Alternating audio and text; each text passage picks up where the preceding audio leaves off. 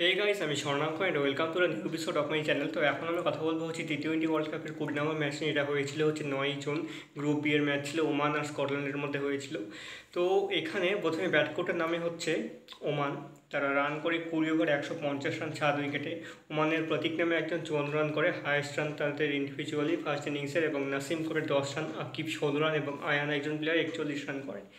এবং স্কটল্যান্ডের তরফ থেকে সাফিয়ান নামে একজন প্লেয়ার 2টো উইকেট নেয়, এবং মার্ক, উইল, ক্রিস্টোফার এরা 4জন প্রত্যেকে একটা করে উইকেট নেয়।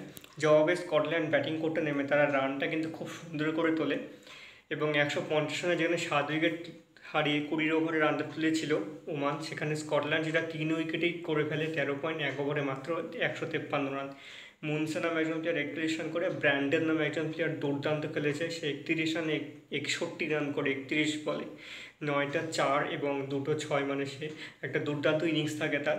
এবং এটা একটা টপ ইন্ডিভিজুয়াল স্কোরের মধ্যে থেকে যাবে যতগুলো টি20 ওয়ার্ল্ড কাপের ম্যাচে, যাদের যেসব প্লেয়ারগুলো ব্যাটিং করবে তাদের মধ্যে।